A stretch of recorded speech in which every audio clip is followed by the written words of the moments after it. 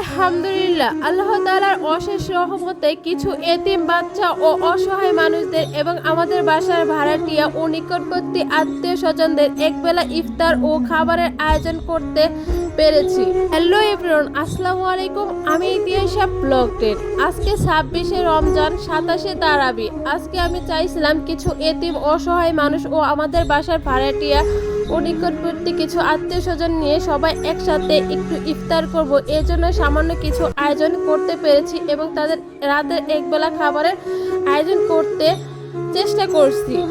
আজকের দিনটা সারাদিনই সকাল থেকে অনেক ব্যস্ততার মধ্যে কেটেছে। আমরা সবাই মিলে সকাল থেকে ইফতারের সামগ্রী আয়োজন করতেছি। সকাল থেকে বাজার করে এনে সব কিছু কুটে বেছে ধুয়ে এই যে এখন বেগুনি বানানো শুরু হয়ে গেছে। প্রায় বেলা 2টা বাজে। এখন থেকে রান্না চড়াই দিছি, যেহেতু অনেক রান্নার ব্যাপার, তাই সবাই মিলে হাতে হাতে কাজ করতেছি। আর একসাথে ইফতার করার মজাটা অনেক আনন্দের। আর কিছু মানুষদের খাওয়াতে পারলেও মনটা অনেক শান্তি লাগে। আল্লাহ তাআলার কাছে লাখ লাখ শুকরিয়া, এতটুকু আয়োজন করার তৌফিক আমাদের দান করছে। আল্লাহ তাআলার কাছে একটাই চাওয়া, প্রতি রমজান মাসে যেন এরকম আয়োজন করে সাধারণ মানুষ ও অসহায় এতিম বাচ্চাদের খাওয়াতে পারি এবং সবসময় যেন গরিব দুঃখীদের পাশে থাকতে পারি, সেই তৌফিক আল্লাহ তাআলা যাতে আমাদের দান করে। সকাল থেকে এই আয়োজন করতেছিলাম। এখন দেখতেছেন মুরগি কোটা বাচ্চা সব কিছুই করা শুরু হয়ে গেছে। বুড়া ভাজা যেগুলো লাগে ইফতারে, আমি যতটুকু পারছি অতটুকু আয়োজন করার চেষ্টা করছি। আল্লাহ তাআলা আমাদের যেটুকু তৌফিক রাখছে অতটুকুই আমি চেষ্টা করছি। তাই সবাই মিলে একসাথে কাজ করতেছি। এখন কিন্তু প্রায় বেলা 4টা বেজে গেছে। প্রায় আর 1 ঘন্টা বা 1.5 ঘন্টা পরে ইফতারের সময়। আমাদের রান্নাও কিন্তু কাছাকাছি সব কিছু প্রস্তুত হয়ে গেছে। এই যে এখন আমরা ফলমূল কেটে সব কিছু রেডি করে নিচ্ছি। আর কিছুক্ষণ পরে যেহেতু ইফতারের সময় হয়ে যাবে, তাই সব কিছু কেটে আগে ভাগে সব কিছু গুছগাছ করে নিচ্ছি।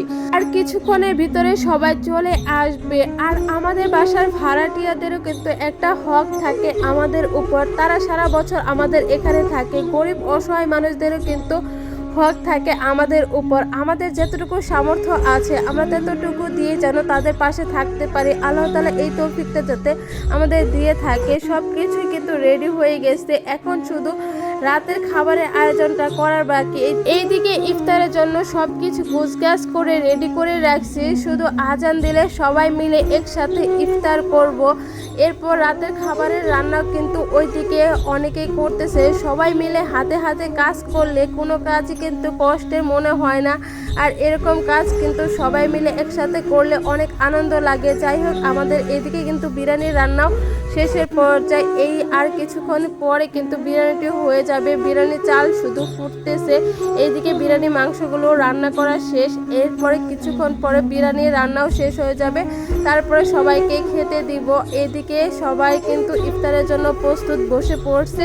এখন আমরাও চলে আসছি ইফতার করার জন্য। যাই হোক, আমরা ইফতার করতে এখানে শুধু কয়েকজন বসছি। আমাদের বাড়ির লোকজনগুলো এই রুমে বসেছি আর অন্য রুমে সবাইকে বসাইছি। হুজুররা আসছে দোয়া করে। এই যে ইফতারের সময় হয়ে গেছে, এখন সবাই ইফতার করলাম। আল্লাহর রহমতে খুব শান্তি ও ভাবে ইফতার সম্পন্ন হয়ে গেছে।